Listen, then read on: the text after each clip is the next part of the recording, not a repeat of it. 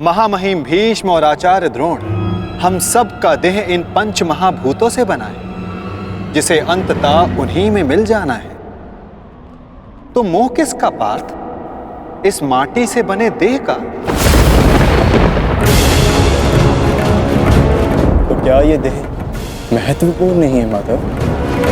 इसी देह से हम अपना रूप और परिचय पाते हैं। यदि ऐसा है पार्थ, तो मनुष्य के मृत्यु के पश्चात उसके देह को नष्ट क्यों कर दिया जाता है? मनुष्य का वास्तविक स्वरूप और परिचय उसके देह से नहीं, उसके स्वभाव, उसके कर्म, उसके विचारों से होता है पार्थ। जब मनुष्य का देह नष्ट हो जाता है, इस संसार में नहीं रहता, तो मनुष्य के कर्म और उसके विचार उसका परिचय बनकर इस संसार में रहते हैं पार्थ। मनुष्य का जीवन केवल 20 दृश्य और अदृश्य पदार्थों का संगम है, परंतु फिर भी सबके विचार, सबका चरित्र भिन्न है। क्यों माधव? जब उत्तम सम्मान है तो सब में अंतर क्यों? कारण है 3 गुण, रजोगुण, सत्वगुण और तमोगुण। ये 3 गुण क्या है माधव? तमस का अर्थ है अंधकार, अर्थात प्रकाश का अभाव। विचार के प्रकाश के अभाव में केवल शरीर की इच्छाओं के अधीन होकर जीना तामसिक व्यवहार कहलाता है पार्थ। पशु, पक्षी, जल, जीव ये सब इसी श्रेणी में आते हैं पार्थ। और सत्व का अर्थ है ज्ञान का प्रकाश, जो सत्य का, धर्म का, नीति और परंपराओं का विचार करके जीवन जीता है, उसे सात्विक जीवन कहते हैं पार्थ।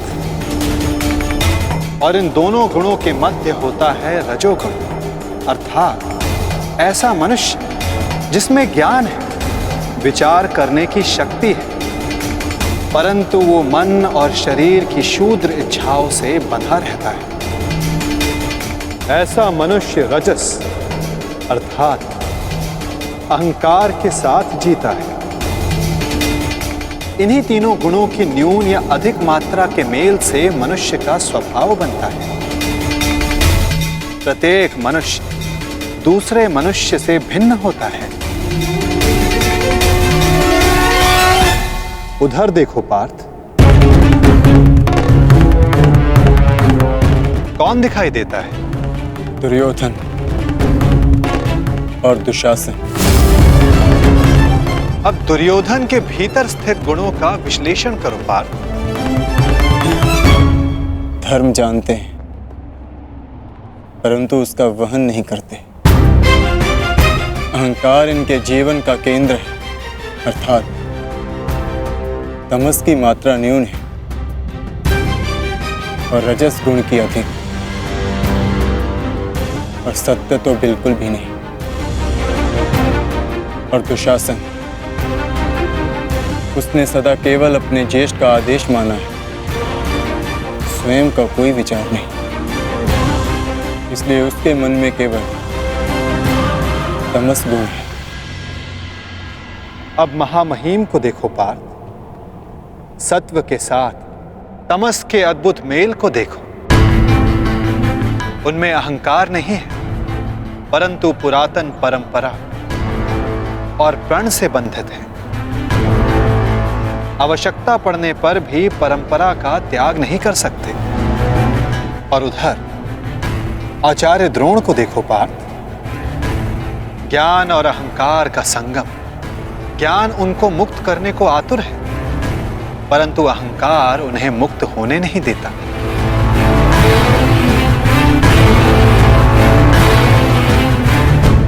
परंतु माधव, यदि मनुष्य का स्वभाव इन गुणों के मेल से आकार पाता है, तब तो उसका व्यवहार जन्म से ही निश्चित होता है ना। सिंह का गुण है कि वो मृग का आखेट करेगा ही, भयभीत करेगा ही। इसी प्रकार मृग का भी गुण है कि उसे सिंह से भयभीत होना ही है। यदि किसी का अपराधी और अधर्मी होना निश्चित है, तो फिर हम क्यों किसी के कर्मों की प्रशंसा करते हैं? क्यों हम किसी को अपराधी मानकर उसे दंड देते हैं? क्या आवश्यकता है किसी के नाश की? क्या आवश्यकता है किसी के प्रतिकार की? उत्तम प्रश्न है पार्थ, परंतु मनुष्य का कर्म जानने से पूर्व यह समझ लेना आवश्यक है कि मनुष्य वास्तव में है क्या। क्या मनुष्य केवल पंच महाभूतों का मेल है? नहीं, मनुष्य केवल पंच महाभूतों का, पंच पदार्थों का, पंच ज्ञान इंद्रियों, पंच कर्मेन इंद्रियों और 3 गुणों का मेल नहीं। इन 23 गुणों के अतिरिक्त भी एक शक्ति है जो मनुष्य को विचार करने की, धर्म और कर्म समझाने की, उसको भिन्न बनाने की शक्ति देती है, और वो शक्ति है चेतना। इन 24 तत्वों का मेल ही प्रकृति है पार्थ। जो मनुष्य योनि नामक यंत्र में वास करती है, पुरुष अर्थात परमात्मा का अंश। जब पुरुष और प्रकृति अर्थात आत्मा और परमात्मा का मेल होता है, तभी जाकर मनुष्य का देह जीवित रहता है। यदि मनुष्य परमात्मा का अंश है, तो फिर ये आत्मा क्या है? इसे कैसे जाना जाए? तुम एक महारथी हो और इस रथ का उपयोग करते हो। उसी प्रकार आत्मा इस शरीर नामक रथ का, इस यंत्र का उपयोग करती है, परंतु आत्मा शरीर नहीं होती। एक रथ के टूट जाने पर जिस प्रकार रथी का नाश नहीं होता, उसी प्रकार शरीर के नष्ट हो जाने पर आत्मा का नाश नहीं होता। नयनम चिंदन्ति शस्त्राणि नयनम दहति पावक न चैनम क्लेद्यन्तापो न शोषति मारुता।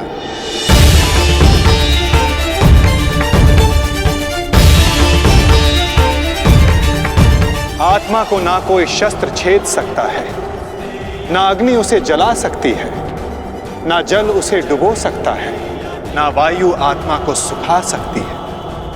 आत्मा अजर है, आत्मा अमर है, अमर है, अमर है, अमर है। आत्मा शरीर से जुड़े होने के पश्चात भी वो शरीर से अलग है। ना हन्यते हन्यमाने शरीरम पार्थ। शरीर की हत्या की जा सकती है, परंतु आत्मा की हत्या नहीं की जा सकती। वो अचल है, स्थिर है, वो सनातन है, सर्वव्यापी है।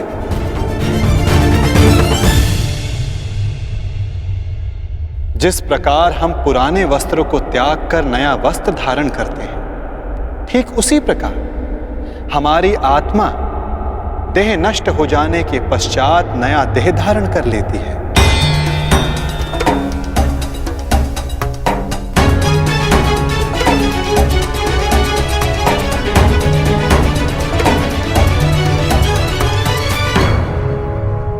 परंतु स्वयं को देह ना जानकर मैं आत्मा को कैसे जान सकता हूं माता?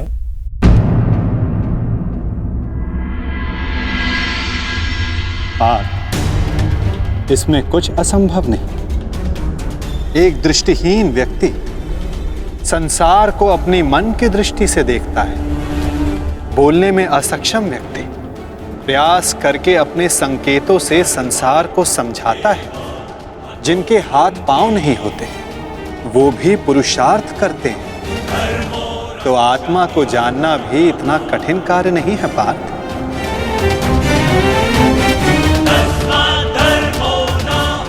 जिस प्रकार मूर्छित होने पर शरीर गिर जाता है, कुछ करने योग्य नहीं होता, परंतु जीवित रहता है, उसी प्रकार आत्मा से अनजान व्यक्ति मूर्छित शरीर के समान होता है। वो जीवित रहता है, परंतु कर्म और धर्म को समझ नहीं पाता है। जो मनुष्य अपने भीतर जाकर उस परमात्मा के अंश की खोज करता है, वो जान जाता है कि वो केवल इंद्रियों का संगम है, केवल ये शरीर नहीं, केवल भाव नहीं, वो स्वयं को आत्मा के रूप में पहचान लेता है।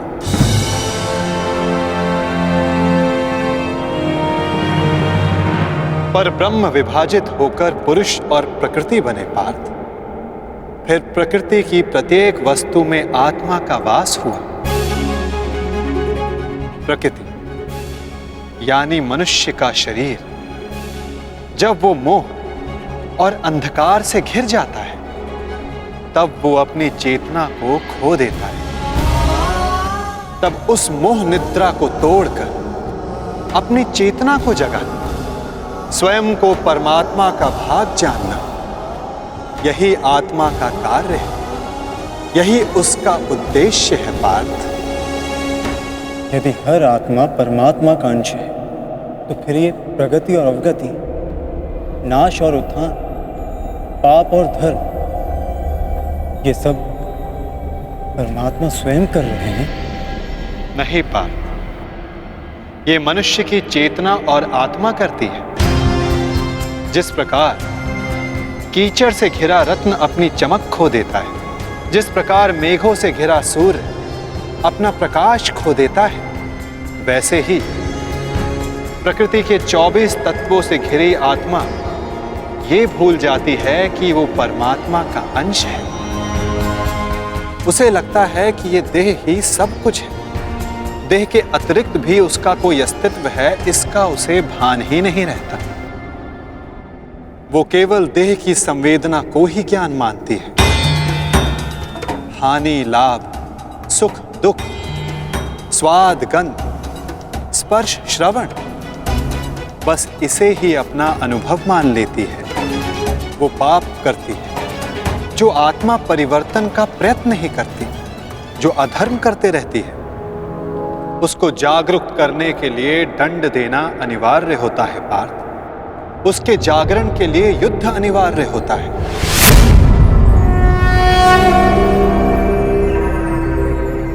अर्थात ये युद्ध अनिवार्य है, मैं शरीर नहीं।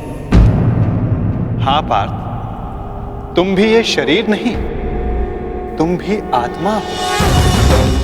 और इस युद्ध भूमि में खड़ा प्रत्येक योद्धा वैसा नहीं जैसा तुम उसे जानते हो। वो सभी आत्माएं हैं, मोह, अहंकार और अंधकार से घिरी हुई।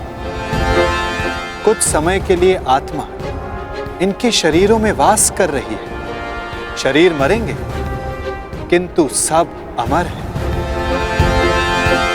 अपनी अपनी देह को त्याग कर सब नया शरीर धारण करें, और बार बार तब तक ऐसा होता रहेगा जब तक आत्मा से मोह और अहंकार का आवरण नहीं हट जाता, जब तक वो स्वयं को पवित्र आत्मा, शुद्ध आत्मा के रूप में नहीं जान लेती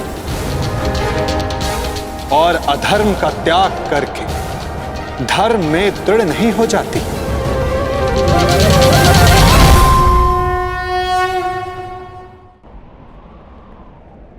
ब्रह्म विद्या का पहला पाठ यही है पार्थ।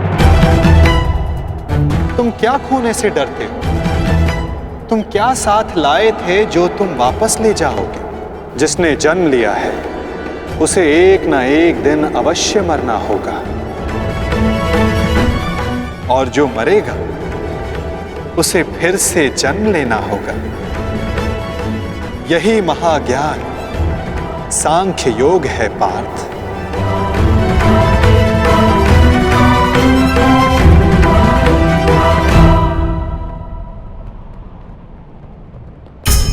जब मनुष्य स्वयं को परमात्मा के अंश के रूप में जान लेता है, तब उसे ज्ञात हो जाता है कि सृष्टि ही परमात्मा है और परमात्मा ही सृष्टि है। सृष्टि और परमात्मा में कोई भेद नहीं। तब वो अन्य प्राणियों के प्रति कठोर और निर्दयी नहीं होता पार्थ। यदि जीभा दांतों से कट जाए तो पीड़ा केवल जीभा को नहीं होती, समग्र शरीर उसकी पीड़ा अनुभव करता है। ठीक उसी प्रकार स्वयं को आत्मा के रूप में जानने वाला सारे संसार की पीड़ा को स्वयं अनुभव करता है और उनके सुख में आनंद भी मनाता है। पार्थ, जब तक इस संसार में एक भी मनुष्य को पीड़ा है, तब तक वास्तव में किसी का भी सुख संपूर्ण नहीं होता। और इस सत्य को जानकर मनुष्य का हृदय, मनुष्य का मन करुणा से भर जाता है। करुणा ही धर्म है पार्थ। जिस मनुष्य पर तमस गुण छाया होता है वो निर्दयी, कठोर और स्वार्थी होता है। वो अपने सुख के लिए दूसरों को दुख देता है, परमात्मा की ओर गति नहीं करता। अर्थात परमात्मा से दूर ले जाने वाले मार्ग का नाम अधर्म है पार्थ।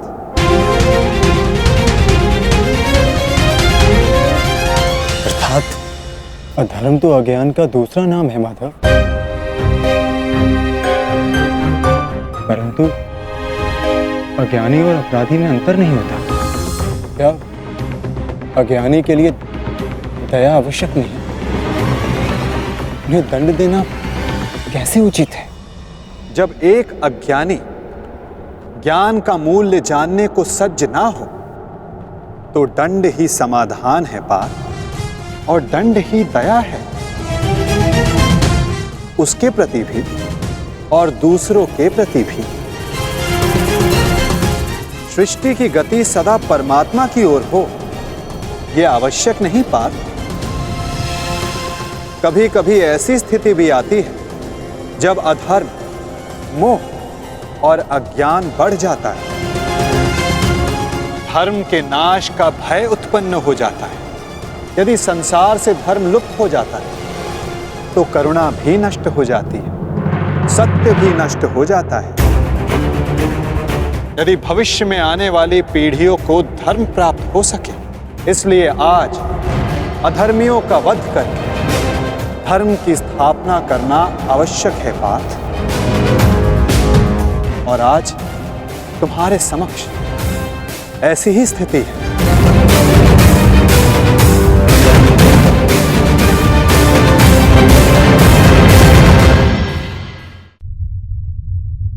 और धर्म स्थापना का कर्तव्य तुम्हारा है पार्थ।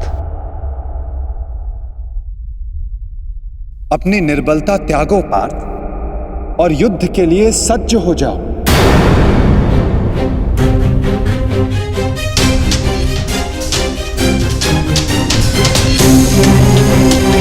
किंतु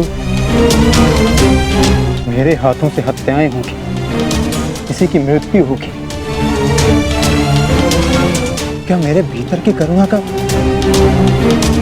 नाश नहीं हो जाएगा माधव? यदि करुणा ही धर्म का आधार है तो फिर मेरी आत्मा तो अधर्मी बन जाएगी माधव। कर्म का बंधन अवश्य निर्मित होता है, परंतु कार्य का बंधन निर्मित नहीं होता पार्थ। प्रत्येक कर्म कार्य होता है पार्थ, परंतु प्रत्येक कार्य कर्म नहीं होता। कर्म उस कार्य को कहते हैं जब मनुष्य उस कार्य से फल की इच्छा रखता है। जब भी मनुष्य धन, संपत्ति, प्रशंसा के लिए कार्य करता है, उस कार्य से फल की आशा रखता है, तब वो उस फल में बंध जाता है और इसी कारण उसे बार बार जन्म लेना पड़ता है पार्थ। वास्तव में मनुष्य को कोई कर्म नहीं बांधता पार्थ। उस कर्म से जुड़ी फल की आशाएं, फल की कामना मनुष्य को बांधती है। वो कैसे माधव?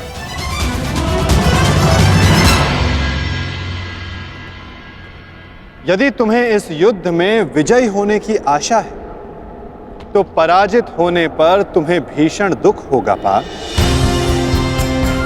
वो दुख तुमसे कुकर्म करवाएगा और उसके फल के लिए तुम्हें दूसरा जन्म लेना होगा। और यदि तुम्हें विजय प्राप्त हुई तो वो तुम्हारा अहंकार बढ़ाएगा और उस अहंकार से तुम्हें विश्व विजयी बनाएगा, हत्याएं करवाएगा। उसका पाप तुम्हें बांधेगा पार्थ। तनिक विचार करो पार्थ, यदि इस युद्ध में तुम विजय होने का मोह त्याग दो, पराजित होने का भय त्याग दो, तो बताओ पार्थ, इस युद्ध के पश्चात तुम्हें दुख प्राप्त होगा या सुख?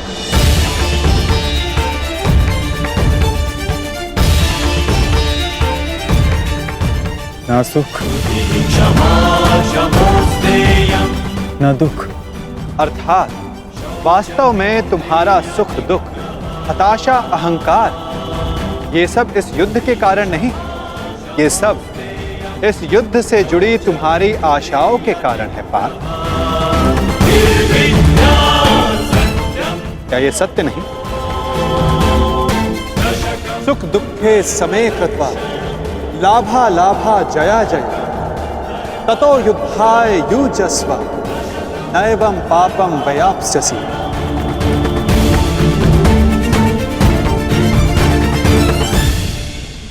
पार्थ, सुख और दुख को समान मानकर हानि और लाभ का विचार किए बिना यदि तुम ये युद्ध करोगे पार्थ, तो तुम पाप के भोगी नहीं बनोगे।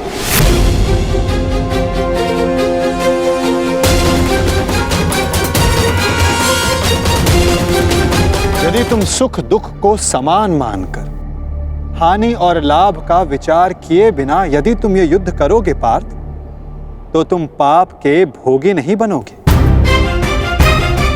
इसी को कर्मयोग कहते हैं। जो सांख्य योग का ज्ञान प्राप्त कर लेता है, जो ये जान लेता है कि आत्मा ही शरीर है, देह का अनुभव और भोग केवल मृत्यु तक सीमित है, अर्थात वास्तविक नहीं, माया है, उसके लिए कर्म योगी बनना सरल हो जाता है पार्थ। तो यदि कर्म से बंधन निर्मित होता है तो फिर संन्यास लेकर जगत का त्याग करना क्यों उचित नहीं? ये युद्ध इसी सोच का ही तो परिणाम है पार्थ। तनिक विचार करो, जब सत्व गुण से भरे अधर्म को जानने वाले लोग कर्म का त्याग करते हैं, तब अधर्म से भरे लोग संसार चलाने लगते हैं पार्थ। यदि महामहिम भीष्म ने संसार का त्याग ना किया होता, तो आज संसार में अधर्म इतना नहीं बढ़ता पार्थ। यदि तुम्हारे पिता ने संन्यास ना लिया होता, तो आज तुम्हारे भ्राता युधिष्ठिर सुख से राज कर रहे होते, प्रजा को सुख और धर्म का ज्ञान देते। सत्व गुण से संचित लोग ही संसार को लाभ दे पाते हैं, परंतु जब वही संन्यास का विचार करते हैं तो धर्म की हानि होती है। जिस प्रकार सूर्य के ताप से जल वाष्प बनकर उड़ जाता है और कीचड़ रह जाता है, उसी प्रकार सत्वगुणी और सज्जन लोग इस संसार का त्याग करते हैं, तो तमस गुण से भरे अधर्मी इस संसार पर राज करते हैं, और इसी कारण संसार में पाप, अपराध और अधर्म बढ़ता है। किंतु कर्म योग इस विचित्र स्थिति से सारे संसार का रक्षण करता है। एक कर्म योगी फल की आशा का त्याग करता है, किंतु वो कर्मों का त्याग नहीं करता। वो इसी संसार में रहता है, किंतु एक सन्यासी की भांति वो कार्य सारे करता है, परंतु कर्म एक भी नहीं करता। एक कर्मयोगी अपनी संतानों से, अपने बंधु बांधवों से, अपनी प्रजा से किसी भी प्रकार की कोई आशा, कोई अपेक्षा नहीं रखता पार्थ। स्वयं उसे सन्यास का लाभ प्राप्त होता है और सन्यासी की भांति वो संसार को लाभ देता है। किंतु माधव,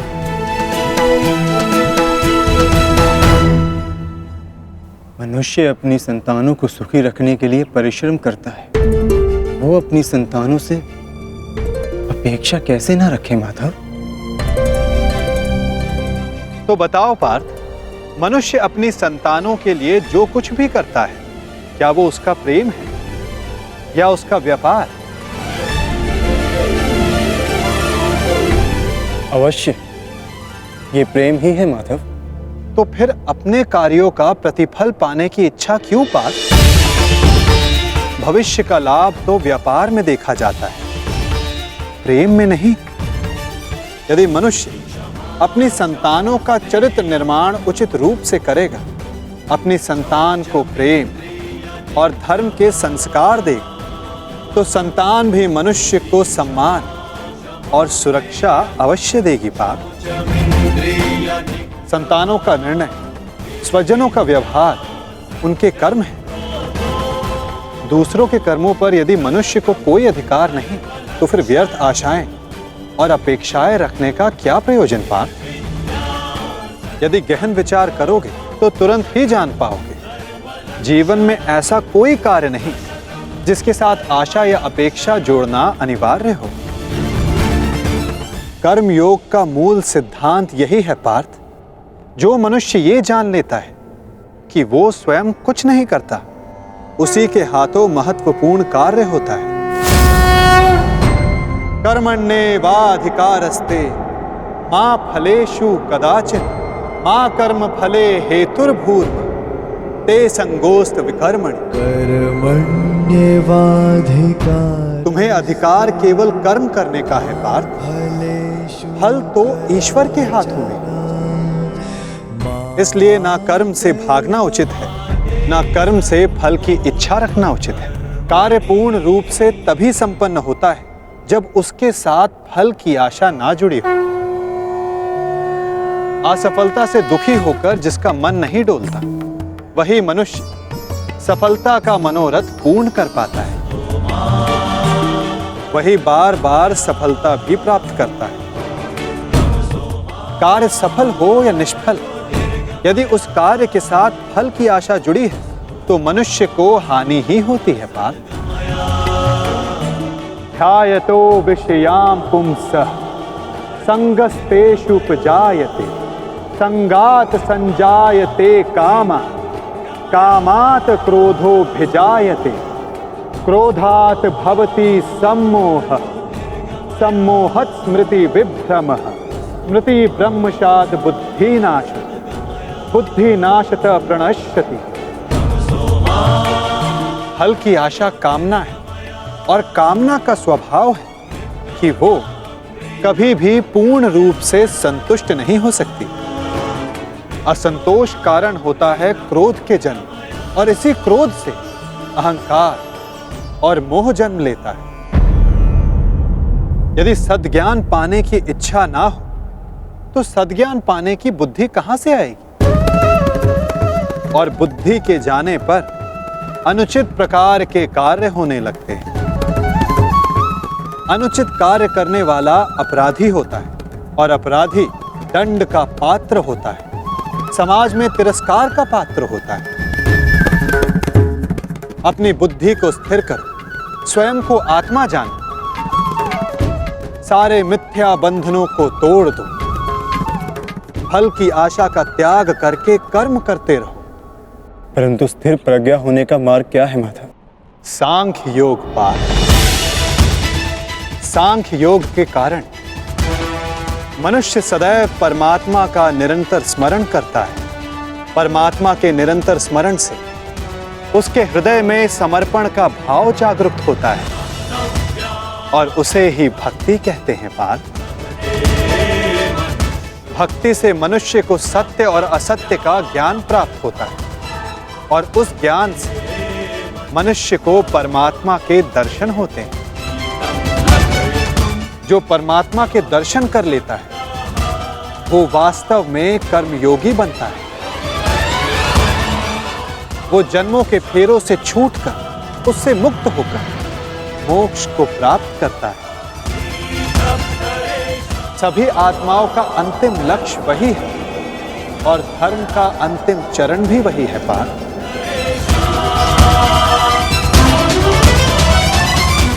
पार्थ, परमात्मा के दर्शन करने हेतु दृष्टि पर बंधी मोह, क्रोध, अहंकार और पूर्वाग्रह की पट्टी उसको उतारना आवश्यक होता है पार्थ।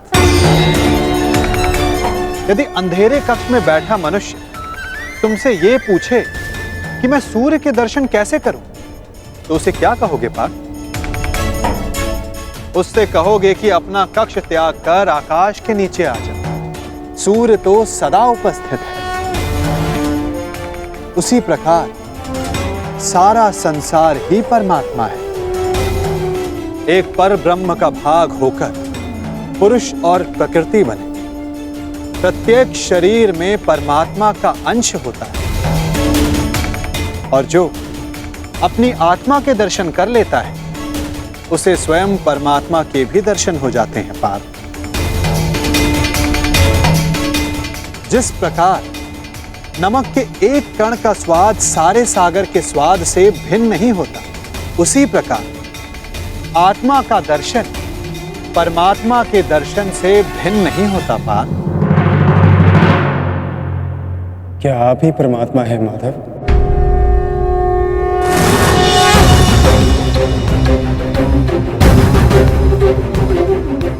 अवश्य, केवल मैं ही नहीं, तुम भी परमात्मा हो अर्जुन। केवल तुम जागरूक नहीं, मैंने वो जान लिया है कि मैं ही समस्त संसार, इस संसार का कण कण हूं। मैं ही सूर्य, चंद्र, ग्रह और नक्षत्र हूं। मैं ही सारे मनुष्य हूं। मैं ही दुर्योधन हूं और मैं ही अर्जुन, मैं ही अर्जुन, मैं ही अर्जुन,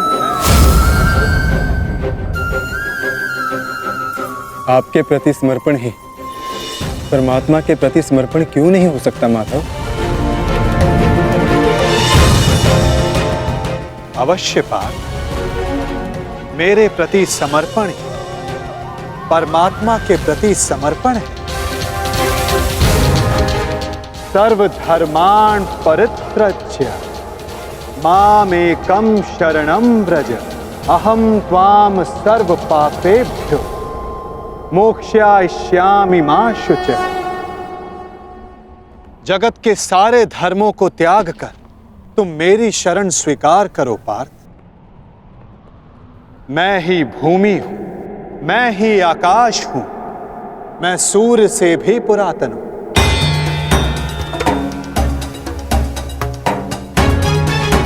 मैं किसी वृक्ष पर खिली कली से भी नया हूं। मैं ही स्वर्ग और नरक को धारण करने वाली शक्ति हूं पार्थ। किंतु वो कैसे संभव है माधव? आपका जन्म बहुतों ने अपने जीवन काल में देखा है। आपकी माता जीवित है, इनके गर्भ में आपका शरीर बना। आप पुरातन और अविनाशी कैसे हो सकते हैं माधव?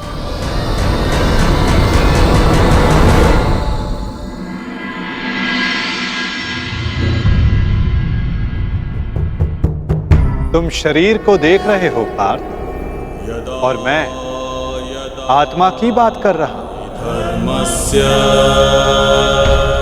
मेरे अनेक जन्म हुए, मैंने अनेक अवतार धारण किए, मेरे अनेक शरीर बने और मिट्टी में मिल गए। आगे भी मैं अनेक बार जन्म लूंगा पार्थ।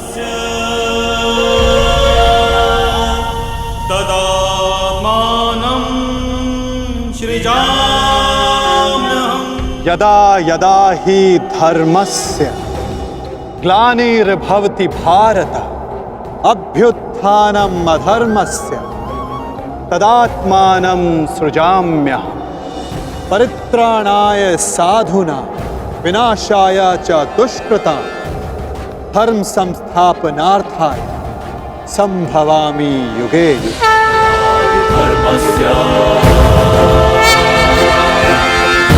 भवति भारत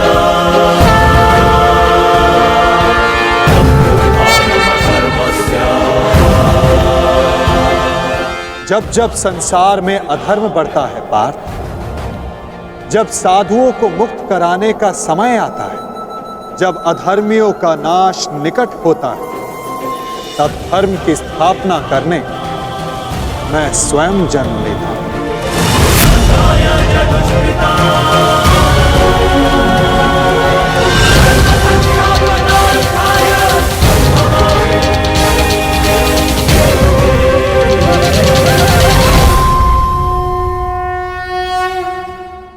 मैं ही अविनाशी परमात्मा, मैं ही मत्स्य अवतार भी था, मैं ही वामन था, परशुराम भी मैं ही,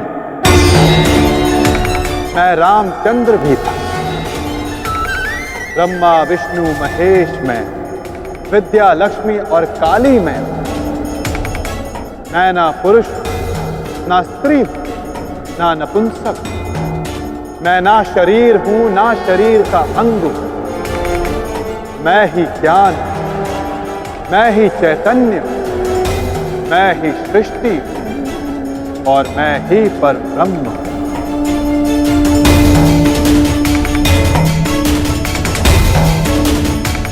जब तुम भी आत्मज्ञान प्राप्त कर लो, तब तुम भी स्वयं को मुझसे अभिन्न और जुड़ा हुआ पाओगे पार्थ। तब तुम भी मेरी ही भांति स्वयं को परमात्मा के रूप में जानो। परंतु ये पद प्राप्त करने के लिए तुम्हारा मेरे प्रति संपूर्ण समर्पण अनिवार्य है पार्थ। और ये समर्पण क्या है माता? समर्पण वास्तव में मन की ऐसी स्थिति है पार्थ, जहां मनुष्य सारे संकल्प त्याग देता है। वो ना स्वयं कोई निर्णय लेता है ना कोई प्रण लेता है। उसको जैसा आदेश मिलता है वो वैसा ही कार्य करता है।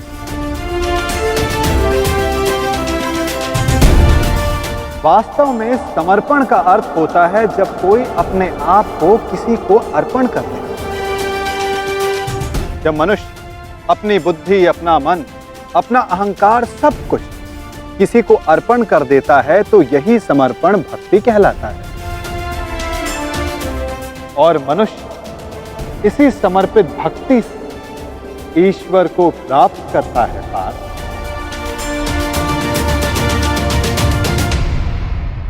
माधव, पत्नी का समर्पण पति की ओर होता है, युद्ध का समर्पण सेनापति की ओर होता है। शिष्य के मन में गुरु भक्ति होती है। क्या ये सारी भक्तियां एक समान होती हैं? क्या इन सभी को ईश्वर की प्राप्ति होगी? नहीं पार्थ, मनुष्य जिसके प्रति समर्पित रहता है उसी के रूप में ढलने लगता है। उसके मन में ना संदेह जन्मता है ना प्रश्न। दुष्ट मनुष्य के प्रति जिसका समर्पण होता है उसके कार्य भी दूषित हो जाते हैं। अंगराज कर्ण धर्म को जानते हुए भी दुर्योधन के अधर्म को समर्पण दिया। इस समर्पण से कर्ण को ईश्वर की नहीं दंड की प्राप्ति हो।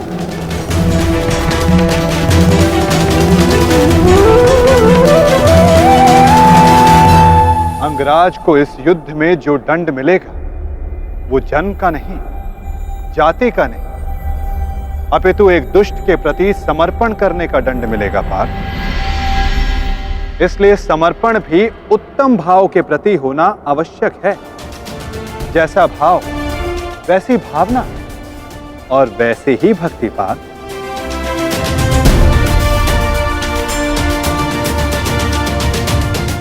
जैसी भक्ति वैसा ही परिणाम। माला यदि लोहे की हो तो उसे गले में धारण नहीं की जा सकती, उससे अपराधी को बांधा जाता है। उसी प्रकार स्वामी भक्ति, पति भक्ति, मित्र भक्ति, ऐसी अनेक भक्ति होती है पार्थ, परंतु श्रेष्ठ भक्ति केवल परमात्मा की होती है।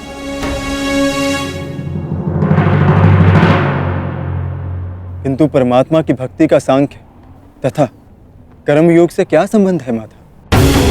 सांख्य योग से मनुष्य आत्मा को जानता है और कर्म योग से मनुष्य जीवन के संबंधों से मुक्त हो जाता है। भक्ति के कारण मनुष्य परमात्मा के वास्तविक रूप का ज्ञान पाता है और परमात्मा के ज्ञान से मनुष्य जीवन मरण के फेरों से मुक्त होकर सच्चिदानंद स्वरूप को प्राप्त करता है। जैसे जल की एक छोटी सी बूंद सागर में समाकर स्वयं सागर बन जाती है, उसी प्रकार मनुष्य परमात्मा में समाकर परमात्मा बन जाता है। अर्थात इस शरीर का कोई महत्व नहीं माधव। शरीर का महत्व अवश्य है पार्थ, क्योंकि यही माध्यम है कर्म करने का। जिस प्रकार एक योद्धा के लिए शस्त्र आवश्यक, ठीक उसी प्रकार एक जीव को अपना लक्ष्य प्राप्त करने के लिए शरीर आवश्यक है। इस शरीर के माध्यम से परमात्मा का साक्षात्कार संभव है।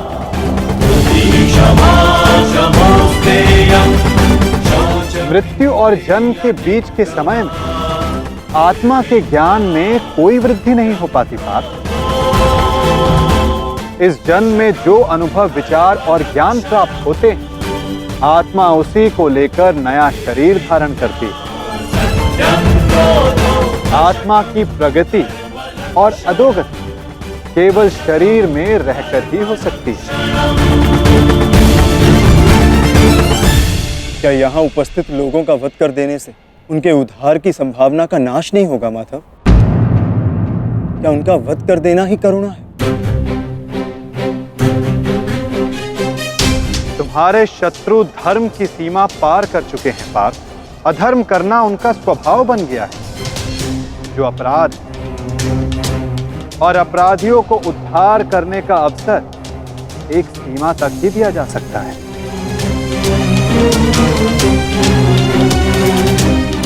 मैंने शिशुपाल के 99 अपराधों को क्षमा किया, परंतु 100 अपराध के पश्चात उसे दंड देना अनिवार्य था। यदि एक अपराधी को अपराध करने दिया जाए तो उसका अधिक से अधिक पतन ही होता है। उसे अधर्म से रोकने में ही करुणा है पार्थ। और ये आत्माएं मरेंगी नहीं, अधर्म से दूषित हुए शरीर का त्याग करेंगे। उस शरीर में प्रगति की संभावना अधिक होती है पार्थ। इस दृष्टि से तुम्हारा इन सब का वध करना उचित है।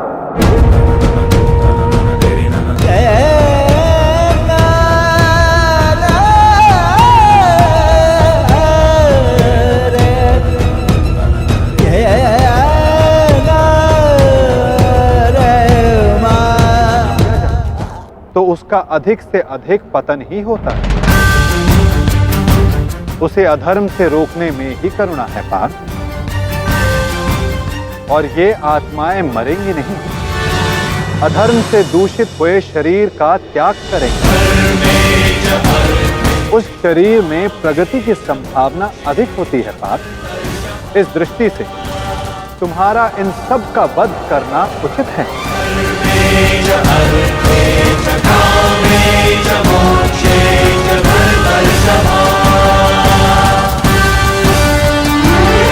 मनुष्य का शरीर उसकी संपत्ति भी है और उसकी मर्यादा भी। धर्म के मार्ग पर प्रवास करने वाला मनुष्य अपने शरीर को शुद्ध करता है और इसी के माध्यम से वो आत्मा का साक्षात्कार करता है। इसी को क्षेत्र क्षेत्रज्ञ संबंध कहा जाता है पार्थ।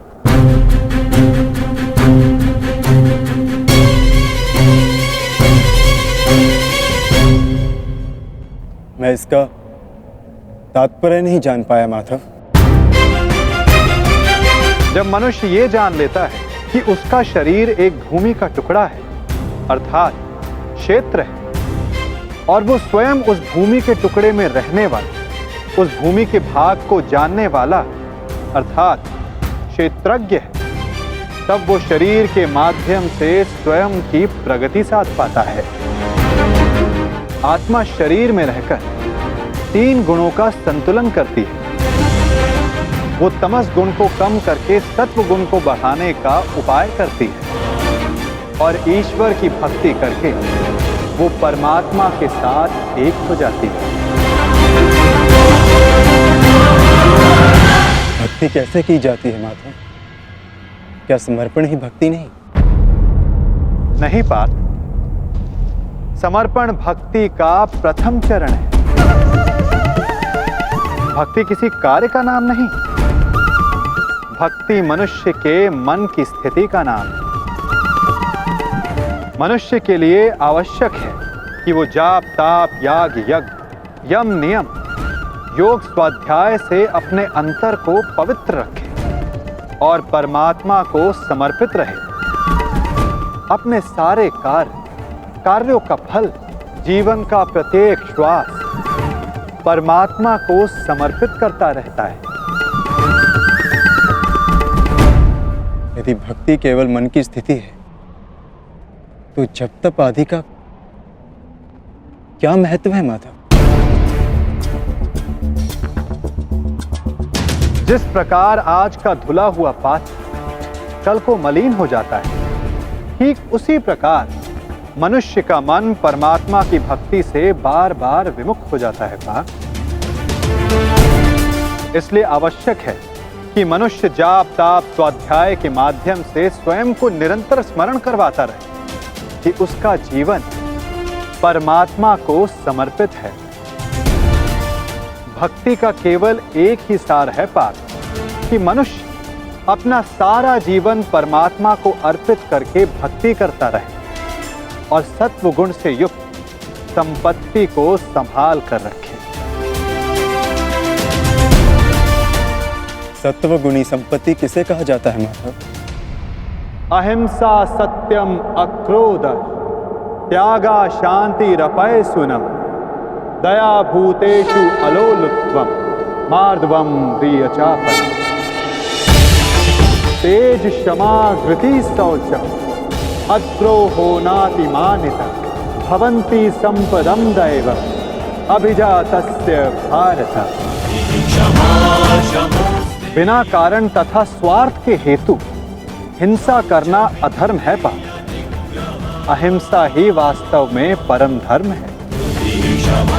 उसके साथ सत्य, क्रोध का ना होना, त्याग, मन में शांति, निंदा ना करना, दया भाव रखना, दुखों के प्रति आकर्षण ना होना और अकारण कार्य ना करना।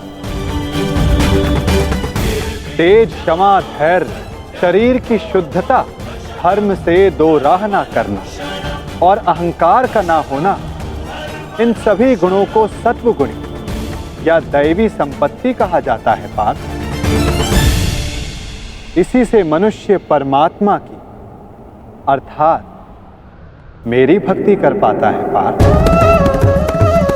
जो मेरी भक्ति करता है वो इस जीवन के कर्तव्यों का वहन करता है, धर्म की स्थापना करता है और कर्म के फलों की इच्छा किए बिना उनकी आशा त्याग कर अपना जीवन जीता है पार्थ।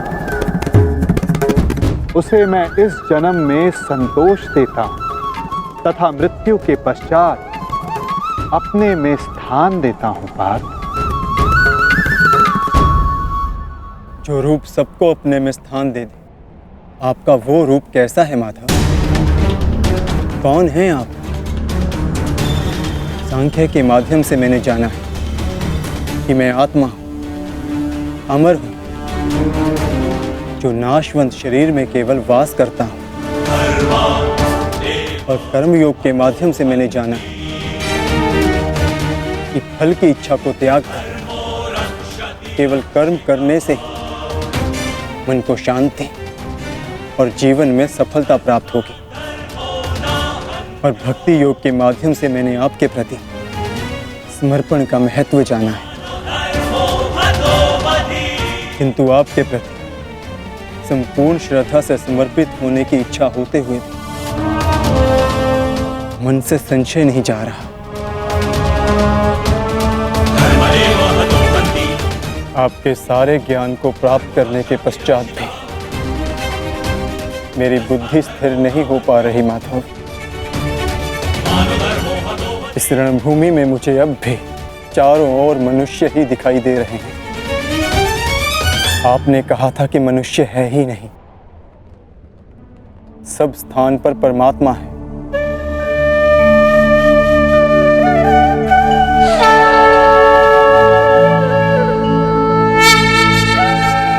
तो उस परमात्मा का रूप मुझे दिखाइए माधव,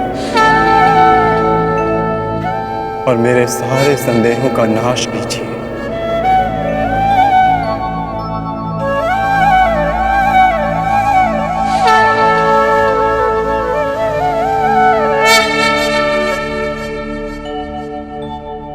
तो देखो पार्थ,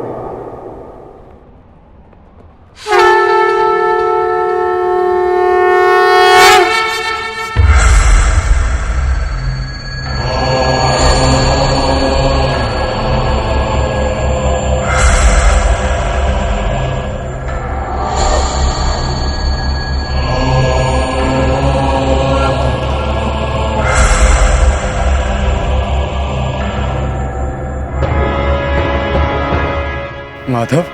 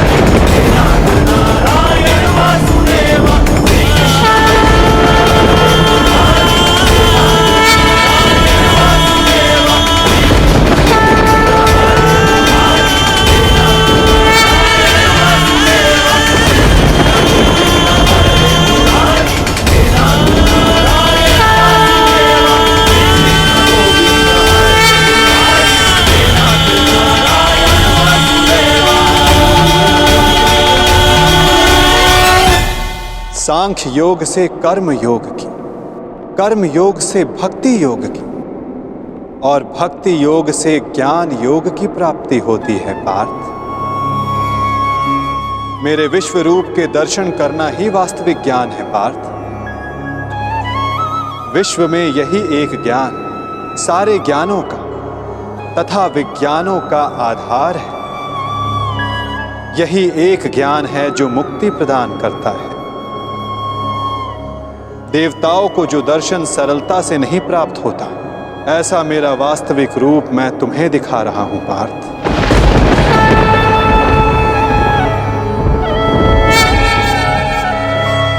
बीजम मम सर्वभूतानां विधि पार्थ सनातन बुद्धिर्बुद्धिमतम् अस्मि तेजस तेजस्विनम् अहम्। मैं ही सारे जीवों का ब्रह्म बीज हूं, मैं ही बुद्धिमानों की बुद्धि हूं, मैं ही बलवानों का बल हूं पार्थ। मैं पृथ्वी के कण कण में वास करता हूं। सारी पृथ्वी, सूर्य, चंद्र, ग्रह, नक्षत्र, तारा मंडल और समस्त ब्रह्मांड मेरे भीतर वास करते हैं। मैं ही सत्य हूं, मैं ही संपूर्ण हूं, मैं ही जीव हूं, मैं ही शिव हूं।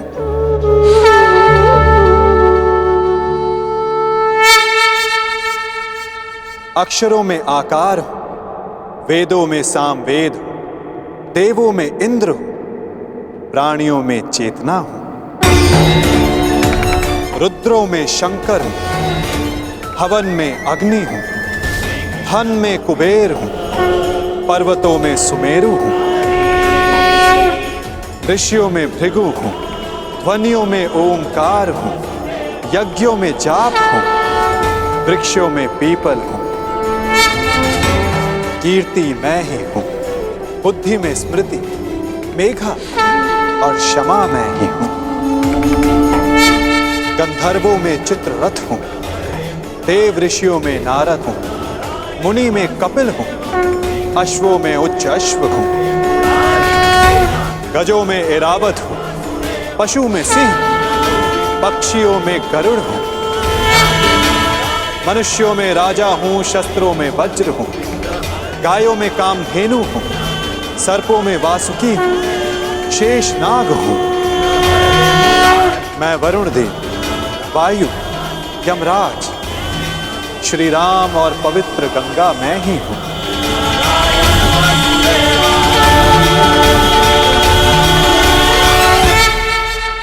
सृष्टि का आदि, मध्य तथा अंत मैं हूं। ब्रह्म विद्या हूं, महाकाल हूं, ब्रह्म हूं, प्रभाव हूं।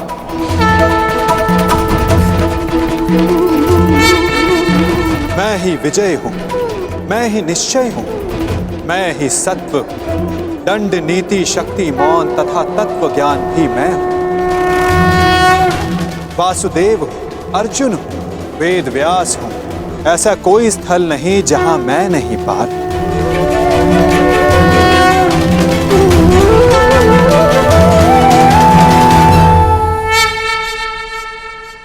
मैं ही समय हूं, मैं ही काल हूं, मैं ही मृत्यु भी हूं पार। और यहां उपस्थित सभी मनुष्यों की मृत्यु बन के भी मैं ही खड़ा हूं पार। यदि तुम शस्त्र नहीं उठाओगे तब भी मैं इन सब का नाश कर दूंगा। अपने मोह को त्यागो पार्थ, अपने कर्तव्य को देखो, धर्म का भार उठाओ, अपना गांडीव उठाओ और सर संधान करो पार्थ। युद्ध करो, युद्ध करो पार्थ।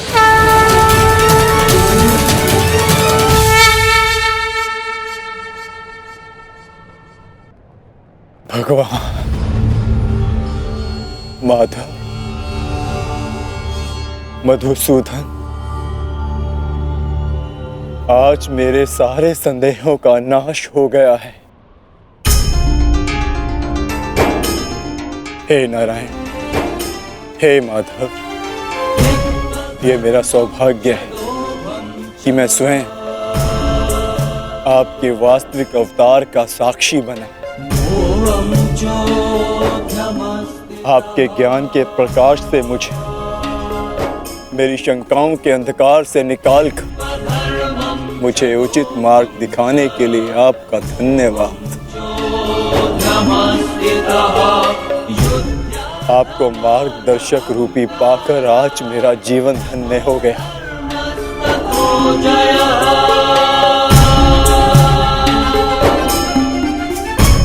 अब मैं आपसे विनती करता हूं कि आप अपने वासुदेव कृष्ण रूपी अवतार में पुनः लौट आइए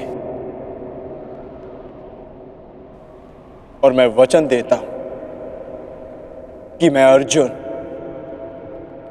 पूर्ण रूप से आप पर विश्वास करके अपने कर्तव्य का पालन करूंगा।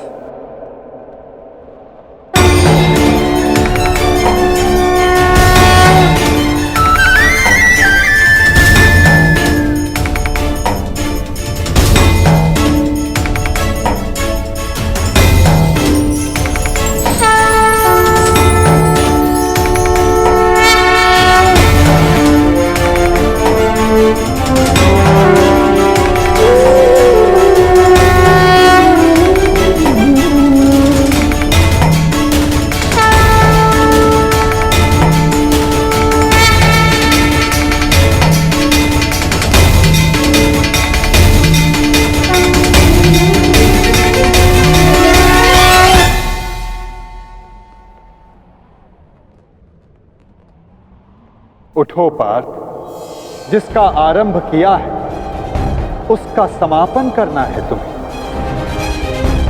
इस अधर्म का नाश करके नया प्रारंभ करना है तुम्हें अपना कर्तव्य पूर्ण करना है पार्थ। उठो।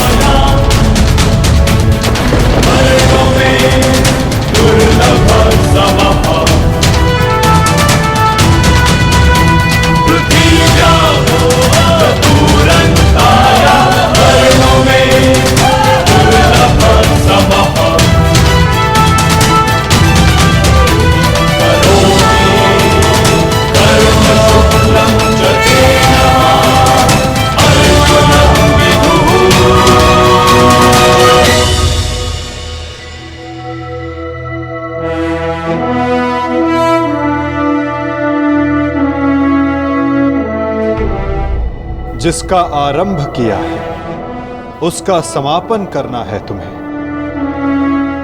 इस अधर्म का नाश करके नया प्रारंभ करना है तुम्हें अपना कर्तव्य पूर्ण करना है पार्थ।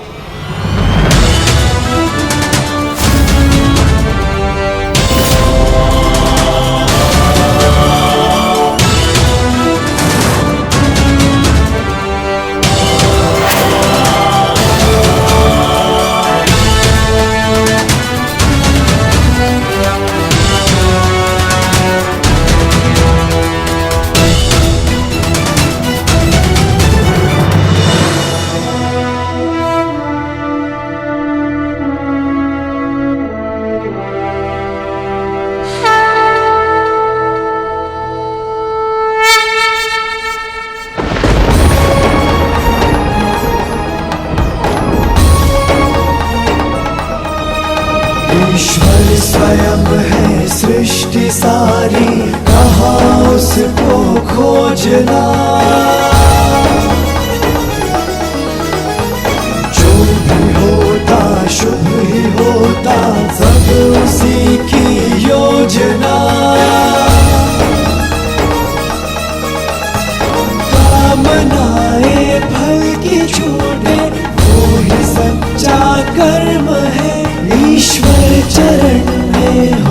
समर्पण वो ही केवल धर्म है। व्यर्थ चिंता है जीवन की, व्यर्थ है मृत्यु का भय। आत्म को ना मार पाते शस्त्र अग्नि असमय।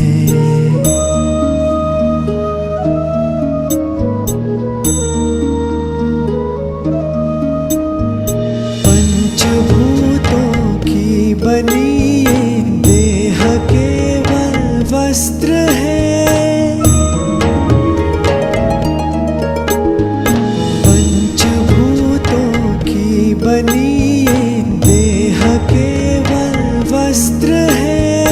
आत्मा का जो वास्तविक है घर कहीं अन्यत्र है।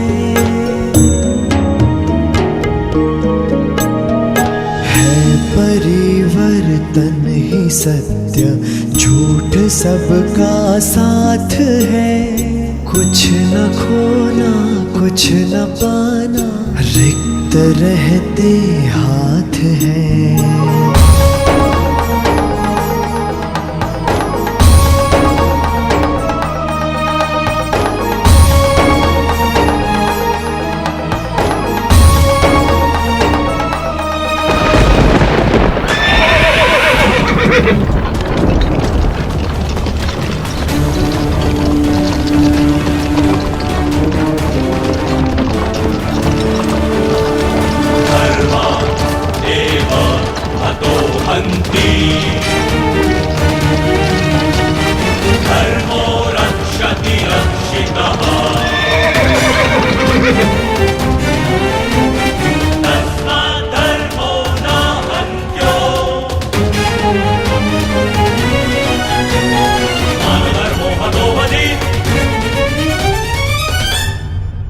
तैयार हो पार्थ?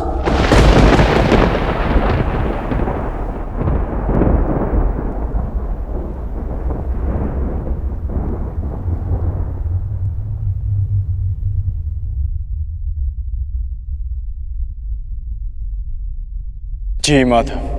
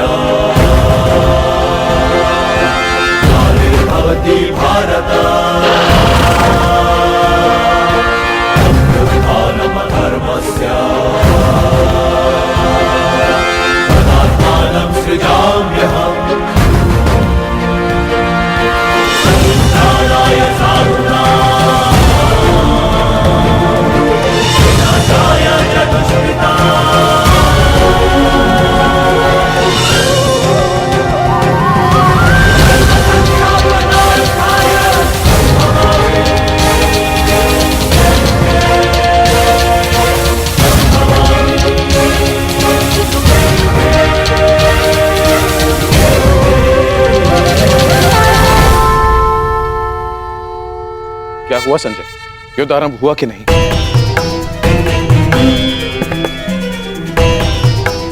वासुदेव के शब्दों ने मुझे मौन कर दिया है महाराज। अब कहने के लिए कुछ भी शेष नहीं है।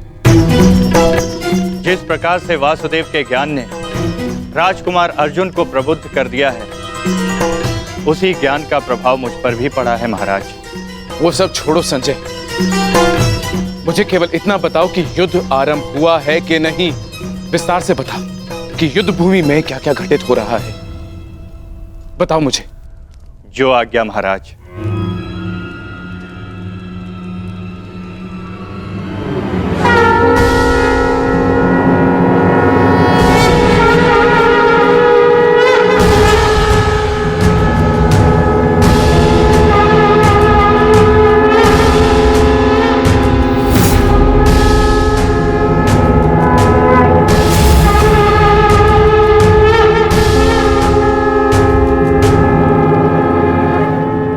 युद्ध का शंखनाद हो चुका है महाराज। युद्ध किसी भी क्षण प्रारंभ हो जाएगा।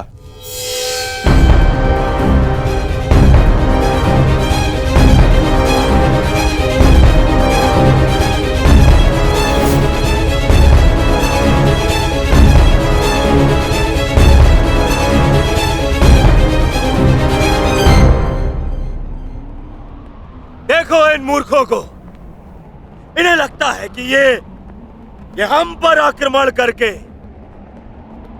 विजय प्राप्त कर सकते हैं।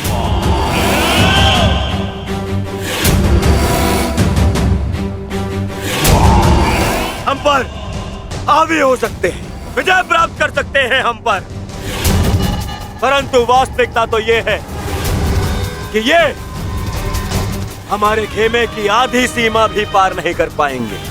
हाँ, और क्या? शीघ्र ही इन्हें इनके सबसे बड़ी भूल की अनुभूति हो जाएगी। पछताएंगे, ये सब पछताएंगे। दया की भीख मांगेंगे ये सब जो हमारे विरुद्ध खड़े हैं। पांडु पुत्र, तुम्हारी भूल है भ्राता दुर्योधन। और हाँ, मैं वचन देता हूं कि आज सूर्यास्त होने से पहले तुम्हारे रथ पर लगी हस्तिनापुर की पताका को मैं अपने अधीन कर लूंगा।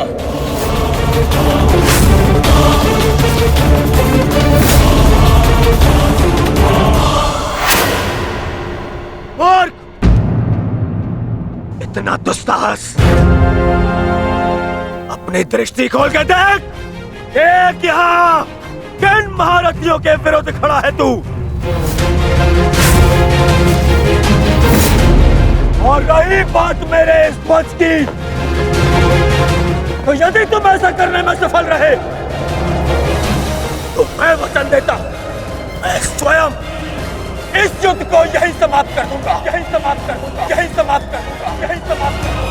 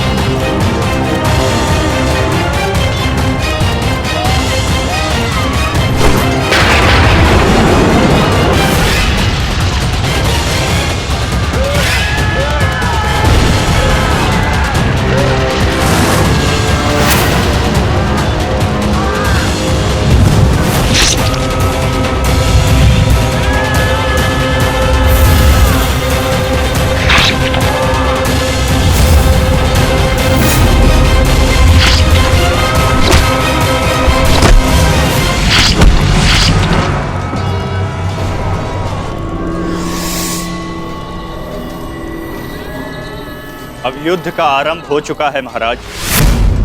युवराज दुर्योधन ने राजकुमार अर्जुन को चुनौती दी है कि सूर्यास्त से पहले उनके रथ पर उपस्थित पताका को यदि राजकुमार अर्जुन अपने बस में कर लेते हैं तो युवराज दुर्योधन आज ही युद्ध को समाप्त कर देंगे।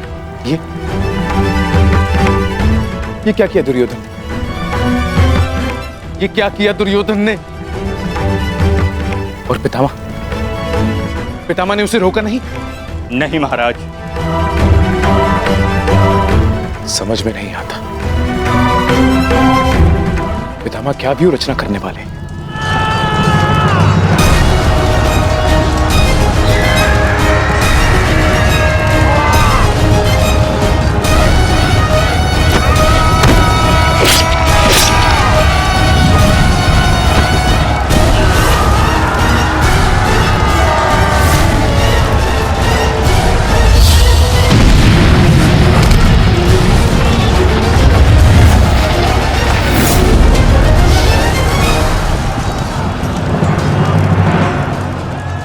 देख रहे हैं पितामह,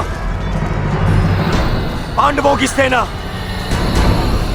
वज्रव्यूह का रूप धारण करके आगे बढ़ रही है।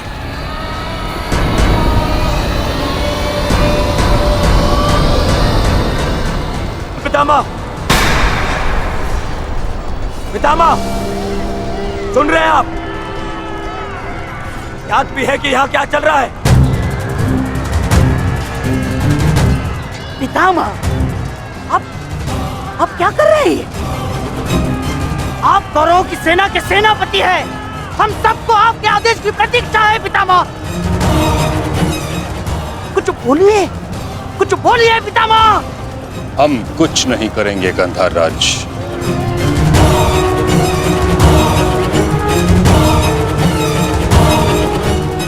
दुर्योधन,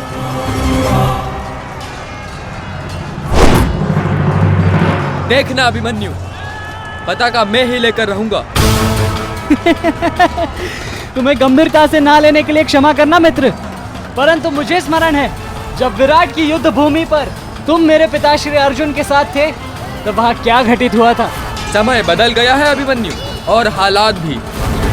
अब केवल विषय वर्तमान का यह युद्ध है। देखना, मैं यह पताका लेकर ही रहूंगा।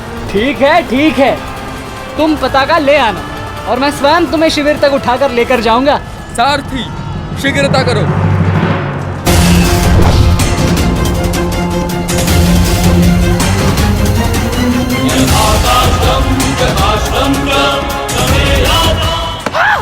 सारथी, रथ को आगे बढ़ाओ, चलो।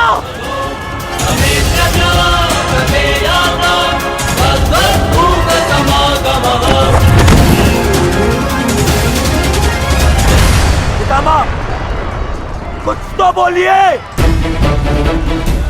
अब कौन क्यों है? कुरुक्षेत्र में प्रवेश के पश्चात तो आपने वचन दिया था, वो याद है आपको? मुझे अपना दिया हुआ हर एक वचन स्मरण है दुर्योधन। तुम्हें मुझे स्मरण कराने की कोई आवश्यकता नहीं। सारथी, वज्र की ओर चलो।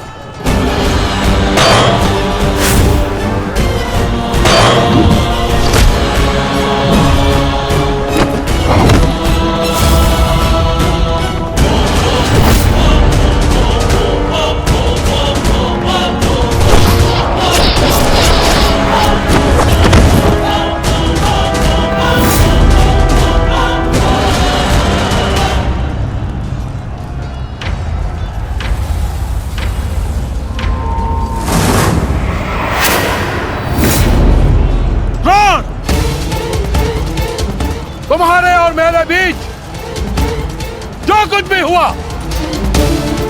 उसके लिए हम एक दूसरे को क्षमा कर चुके हैं, किंतु अब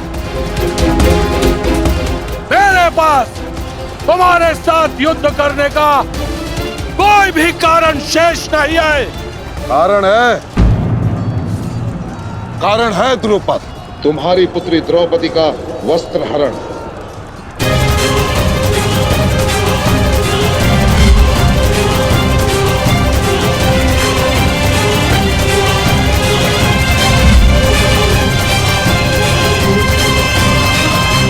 मामाश्री, तुम्हारा अंत करने की प्रतिज्ञा ली थी मैंने, और उस प्रतिज्ञा को पूर्ण करने का समय आ गया है। सावधान!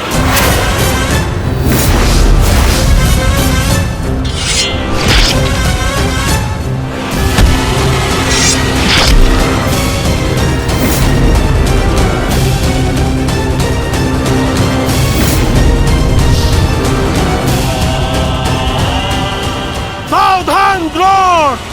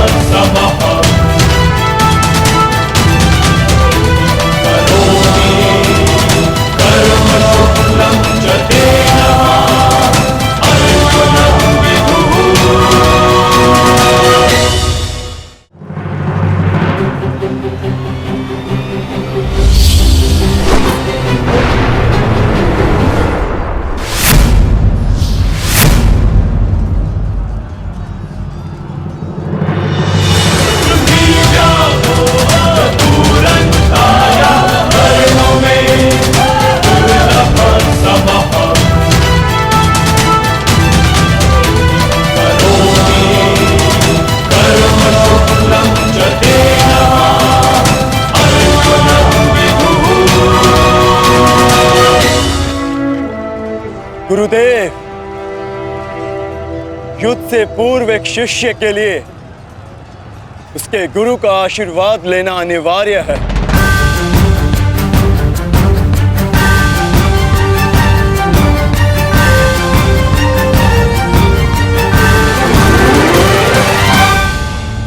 मेरा आशीर्वाद सदैव तुम्हारे साथ है अर्जुन। कभी अनुमान नहीं लगाया था गुरुदेव, जिससे युद्ध कला और धनुर्विद्या सीखी, एक दिन उसी के विरुद्ध इसका उपयोग करना पड़ेगा। तुम केवल अपने कर्तव्य का पालन करो अर्जुन। ये युद्धशाला नहीं, ये समस्त युद्ध भूमि है, और यहां का हर एक विपक्षी केवल और केवल तुम्हारा शत्रु है अर्जुन। सावधान अर्जुन!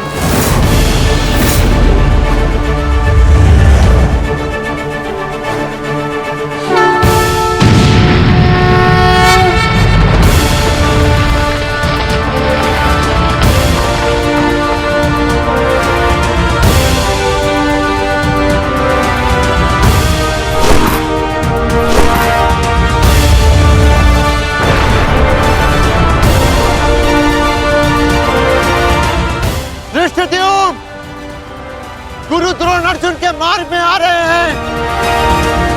वज्र के आगे बढ़ने के लिए अर्जुन के मार्ग की बाधा हटानी होगी। जाओ, जाके अर्जुन की सहायता करो, जल्दी।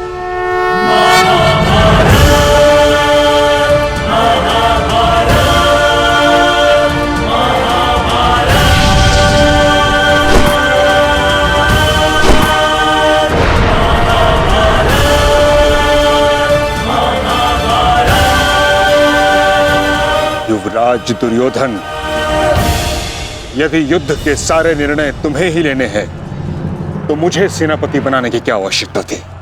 ऐसा मैं इसलिए कर रहा हूं पितामह, क्योंकि आप कौरवों के प्रति अपना कर्तव्य निभा नहीं पा रहे हैं। आप यहाँ मौन रहने के लिए नहीं, कौरव सेना का नेतृत्व करने के लिए आए हैं।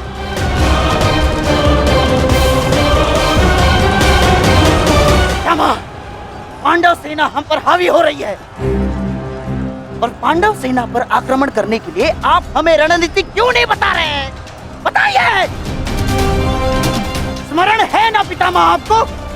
यदि दुर्योधन के रथ की पताका अर्जुन के हाथ में लग गई तो हम ये युद्ध हार जाएंगे महामहिम, हार जाएंगे। कुछ कीजिए।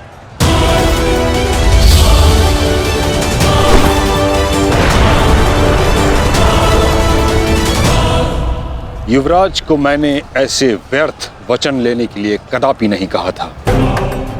अब युवराज दुर्योधन को इसका परिणाम स्वयं भुगतना होगा।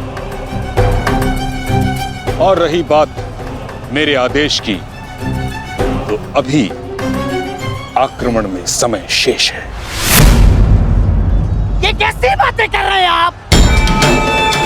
इसीलिए मैंने आपसे कहा था क्या मैं पितामह से अधिक मित्रगण की आवश्यकता है। अब देखिए, देखिए क्या स्थिति हो गई है हमारी।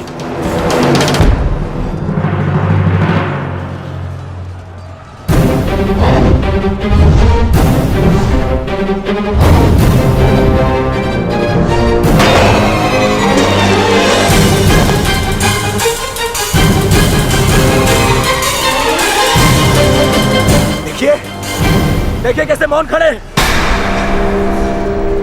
ऐसे चलता रहा।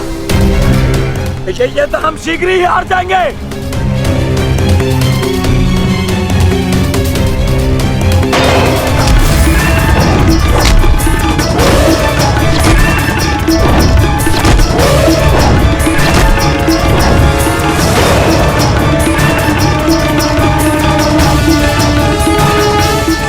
मेरे पिताश्री के पास जाकर पुनः युद्ध कला सीखो भीम।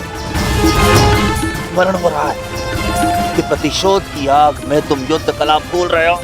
यदि तुम मेरे हाथों जीवित बचकर शोध थामा तो मैं अवश्य ऐसा करूंगा।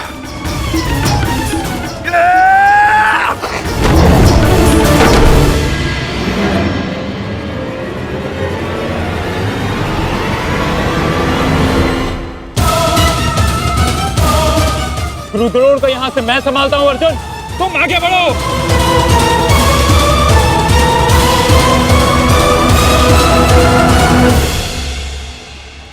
आगे बढ़ने का समय आ गया है पार्थ। द्रोणाचार्य के साथ युद्ध करके हमारा समय व्यर्थ हो रहा है। हमें अपने वज्र को उचित स्थान पर पहुंचाना अति आवश्यक है पार्थ।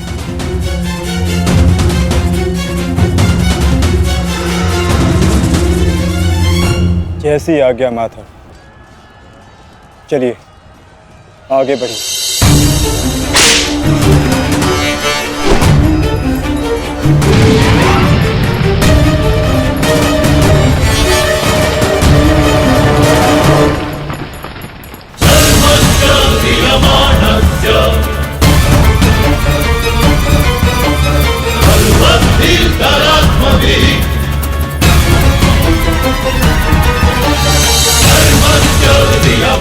मेरे होने वाले सम्राट, शत्रु का वज्र आगे बढ़ रहा है। यदि हमने कुछ नहीं किया तो हमारे लिए समस्या उत्पन्न हो सकती है।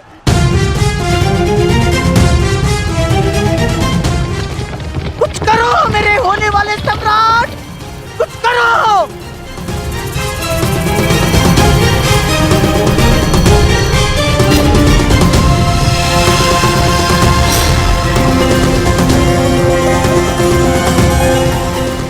काश भी मेरा मित्र मेरे साथ होता। मुझे तुम्हारी आवश्यकता है मित्र, आवश्यकता है तुम्हारी।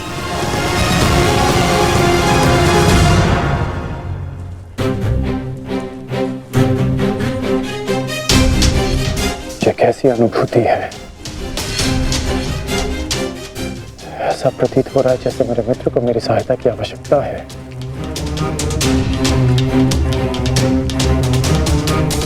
मुझे क्षमा कर दो मित्र, जब तुम्हें मेरी सबसे अधिक आवश्यकता है तभी मैं तुम्हारे साथ नहीं हूं।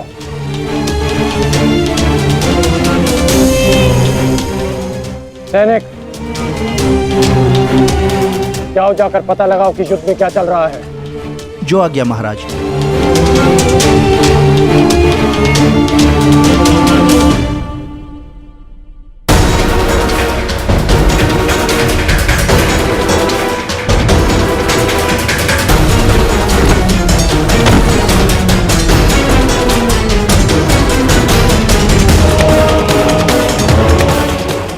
बहुत निकट आ रहा है, बहुत निकट आ रहा है शत्रु।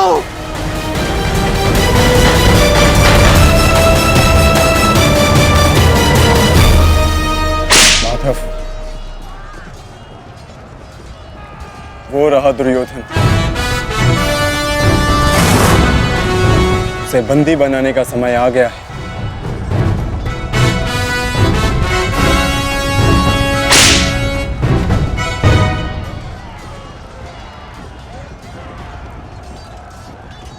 शत्रु निकट आ गए हैं दुर्योधन, आ गए शत्रु निकट। अब आक्रमण का समय आ गया है।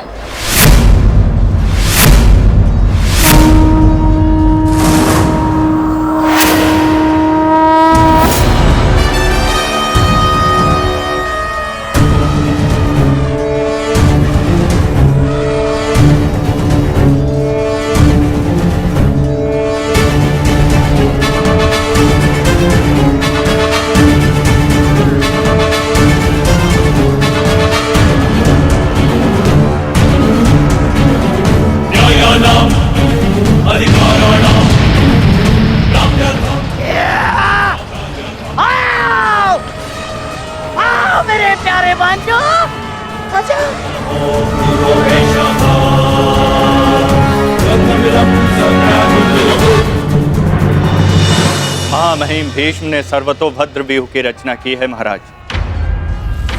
वो वज्र व्यूह को ध्वस्त करने का प्रयत्न कर रहे हैं। उस ओर से सेना का नेतृत्व कौन कर रहा है संजय? व्यूह को ध्वस्त करने का प्रयास कर रहे हैं। इस सेना की टुकड़ी का नेतृत्व कौन कर रहा है? कौन?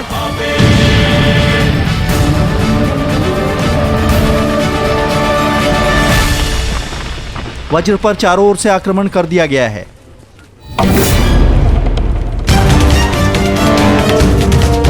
पितामह की सबसे प्रभावशाली तकनीक। और जो व्यूह का नेतृत्व कर रहे हैं वो हैं, मैं जानता हूं।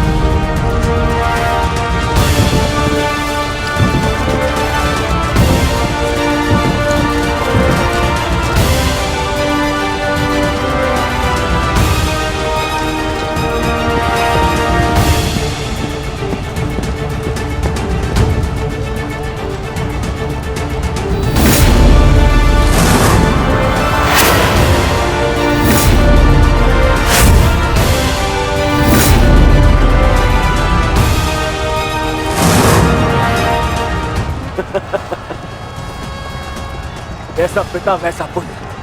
अद्भुत, अद्भुत वृषसेन।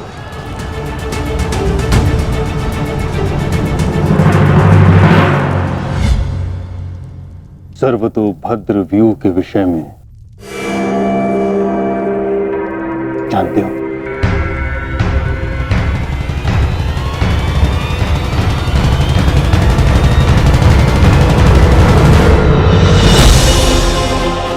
जी महामहिम, पिताश्री ने आपकी इस रणनीति के विषय में अवगत कराया था।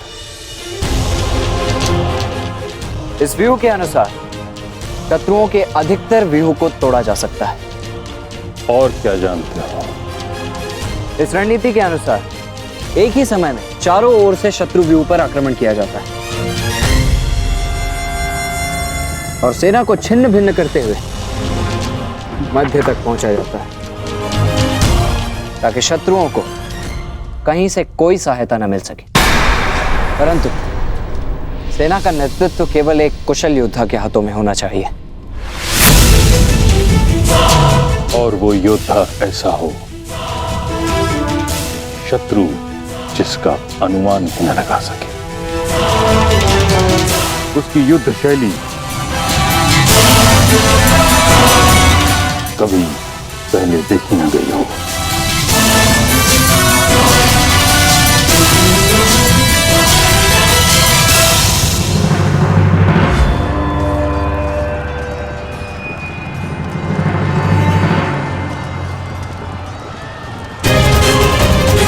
आक्रमण करो वत्स।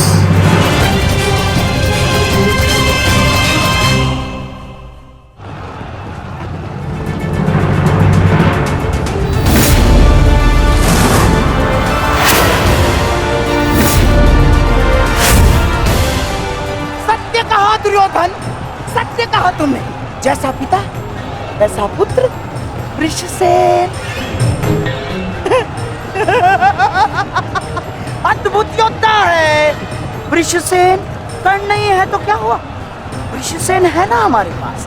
वृषसेन लड़ो।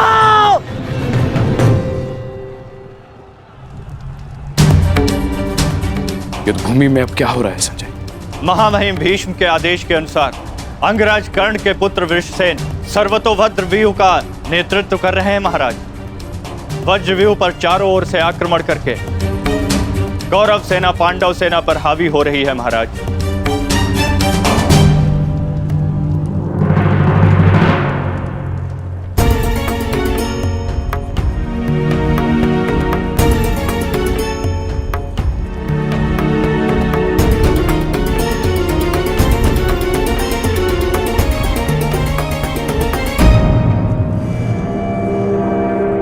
जब तक मैं युद्ध भूमि में हूं तब तक कर्ण युद्ध भूमि से दूर रहेगा।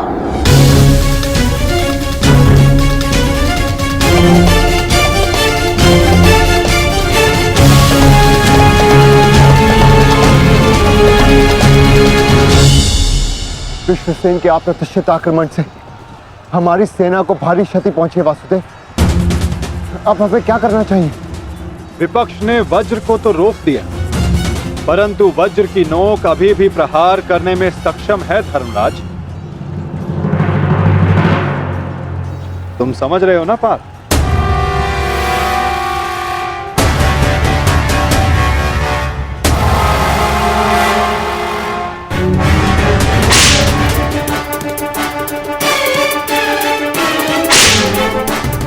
ये क्या कर रहा है? तुम्हारी मूर्खता का लाभ उठा रहा है दुर्योधन। अर्जुन वज्रव्यूह को त्याग आगे बढ़ रहा है। हमने उनके वज्रव्यूह को तो निष्क्रिय कर दिया है दुर्योधन, परंतु अर्जुन ये जानता है कि तुम्हारे रथ पर लगी पताका यदि उसके हाथ लगी तो यह युद्ध समाप्त हो जाएगा। इसलिए उसका लक्ष्य केवल तुम हो। वो सब छोड़िए पितामह, अर्जुन को रोकने का उपाय सोचिए। इसका उपाय है मेरे पास। पार्थ, वो देखो, गंगा पुत्र तुम्हारी ओर तुम्हें रोकने आ रहे हैं। उनसे द्वंद्व करके हमारा समय व्यर्थ होगा और सूर्यास्त्र होने में बस कुछ ही समय शेष है पार्थ।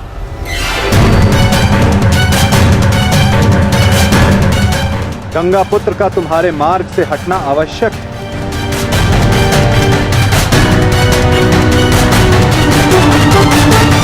संकेत भेजो पार्थ कि कोई और इन्हें रोकने आ सके।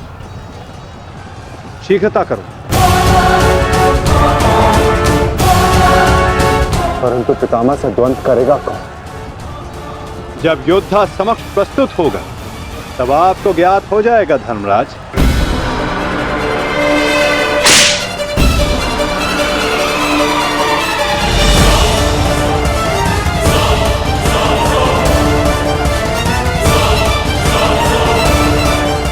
यह अर्जुन नहीं तो कौन नहीं?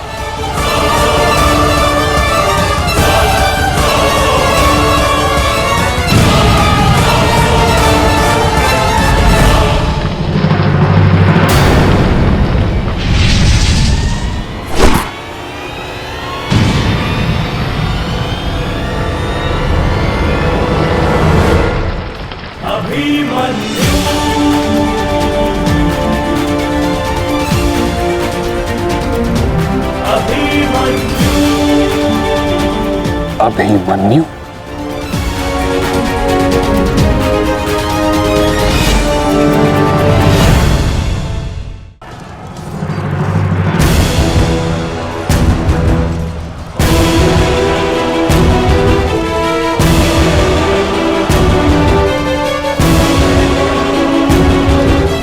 प्रणिपात प्रपितामह। कल्याण हो पुत्र।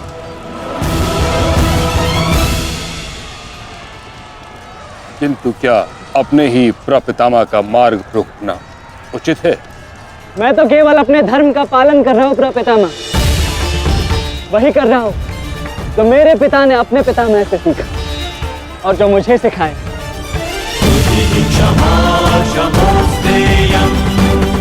उचित कहा पुत्र। यह युद्ध ही ऐसा है, यह भूमि ही ऐसी है। यहाँ द्वंद्व के पालन हेतु अपनों के साथ ही द्वंद्व करना पड़ रहा है।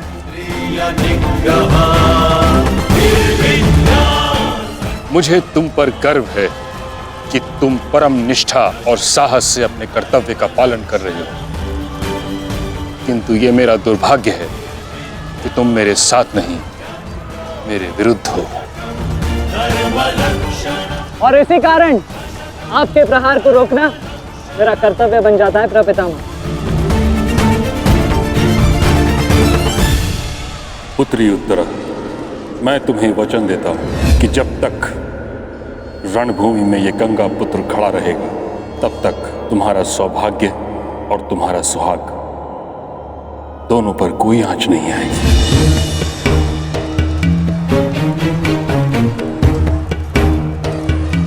स्नेह और प्रेम के अतिरिक्त तुम्हें देने के लिए मेरे पास कुछ भी नहीं, और इसके चलते मैंने तुम्हारी अर्धांगिनी उत्तरा को वचन दिया था कि जब तक मैं युद्ध भूमि में हूं, तुम्हारे प्राण को संकट में नहीं आने दूंगा।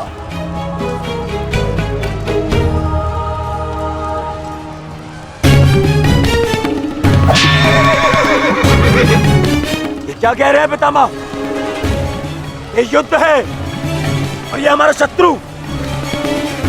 इसकी रक्षा नहीं करनी है, आपको इसका वध करना है। मुझे भली भांति स्मरण है दुर्योधन कि मुझे क्या करना है और क्या नहीं।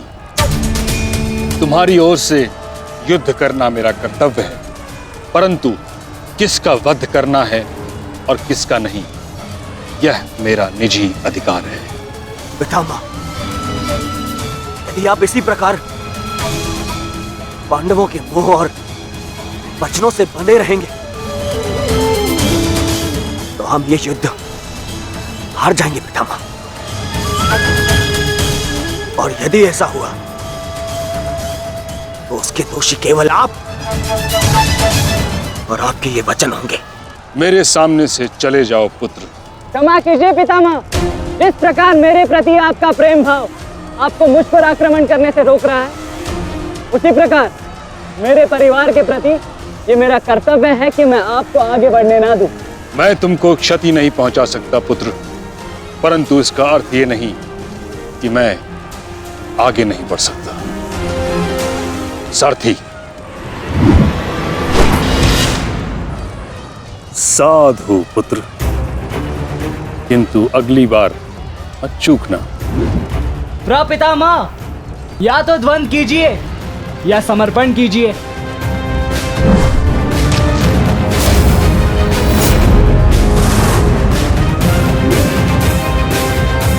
बस करो पुत्र।